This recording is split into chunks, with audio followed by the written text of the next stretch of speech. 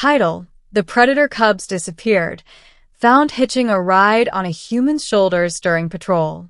The forest moon of Nix 7 was alive with sound and movement, a dense jungle of bioluminescent flora that twisted in impossible patterns. Captain Mara Vey adjusted her patrol visor, scanning the canopy for movement. The predator cubs, small, agile, and highly intelligent offspring of the apex hunters of Nix 7, were supposed to be in the care of her unit. But they were missing. "Captain," Sergeant Lauren called from behind her, his voice tense. "They're gone. All 3 cubs." Mara's eyes narrowed. The predator cubs weren't ordinary wildlife. They were genetically enhanced, capable of understanding commands, and deeply bonded to their assigned human handlers. Losing them was more than a security issue. It was a diplomatic disaster.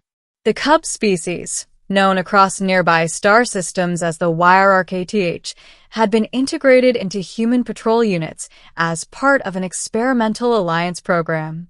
Losing them could unravel decades of trust. She signaled the squad to fan out. "Start a sweep," she ordered. "Call it in if you see any sign. They're fast, but they're predictable in their attachment. They won't go far from a familiar human." Hours passed. Patrol drones scanned the dense foliage, heat sensors sweeping across the jungle. Mara's patience thinned. She knew the cubs were more than pets. They were curious, fearless, and mischievous, traits that often got them into trouble. But never this much trouble. Then she saw him. Private Jaron Holt, a young recruit with a reputation for unconventional thinking, emerged from the underbrush, crouched low, moving like one of the cubs himself. Atop his broad shoulders were the 3 missing predator cubs, each gripping tightly with claws that could tear through soft alloys, but somehow remained gentle with him. They looked around, eyes wide and unafraid, as though riding a familiar, trusted mount. Mara froze. "Private Holt, what the hell are you doing?" Jaron looked up, a faint grin on his face. "I found them," he said simply. "They were bored of hiding. They wanted a patrol buddy." The squad erupted in a mixture of laughter, disbelief, and exasperation. The predator cubs, usually reserved and cautious, chattered happily, tails flicking in synchronized rhythm with Jaron's steps. Heat sensors confirmed their bodies were normal, hearts beating steadily, but their confidence and alertness suggested that the cubs felt safer atop a human than anywhere else in the forest. "They've never trusted anyone like that," Sergeant Lauren muttered. "Ever." Jaron shrugged, continuing down the path with the cubs perched on his shoulders like living trophies. "I guess they just needed the right human." Mara shook her head, a mixture of relief and irritation battling within her. "You just walked through the forest with 3 predator cubs on your shoulders, while the rest of us were panicking?" "Apparently," Jaron said. "And they love it." As the squad regrouped, the patrol continued, but now with an unusual formation. The cubs perched safely on Jaron, observing the jungle with a mixture of curiosity and amusement. What had been a tense, desperate search turned into a strange exercise in harmony. Mara couldn't help but notice the ease of their movement, how the cubs seemed to anticipate threats even before the humans did. Hours later, during a break, Mara knelt beside Jaron. "Tell me what happened," she demanded. Jaron explained. "I was following the usual patrol route when I noticed them darting through the underbrush, avoiding the drones. They weren't scared. They were playing. So I improvised. Let them ride. It worked." The cubs purred, nuzzling into his neck, tails twitching in quiet approval.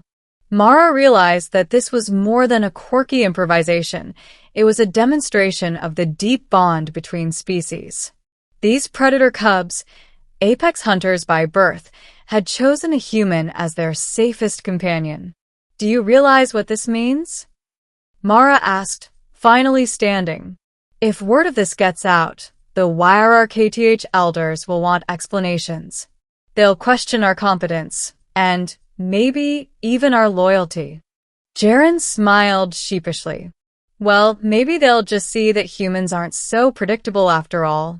Mara couldn't argue with that. Humans had always relied on adaptability and creativity to survive, and now, one human had turned that instinct into a bridge between species. As they continued the patrol, a distant roar echoed through the treetops. Mara's squad went on high alert, scanning the shadows for signs of danger. A massive predator, an adult YRRKTH, emerged from the jungle, eyes glowing faintly under the moonlight. It froze, observing the scene. The cubs chirped in excitement, as if signaling to their parent that they were safe. The adult predator approached cautiously, sniffing the air, then lowered its massive head to observe Jaren. For a tense moment, silence reigned. Then, inexplicably, the adult predator allowed Jaren to step forward, nudging him lightly in acknowledgement. Mara realized with awe that the bond had extended beyond the cubs. Jaren had earned the trust of an entire predator lineage. We need to document this, Mara whispered, retrieving her recorder. This isn't just patrol protocol anymore. This is unprecedented. Jaren chuckled. Guess we're making history. As the squad returned to base with the cubs safely secured, reports flooded in.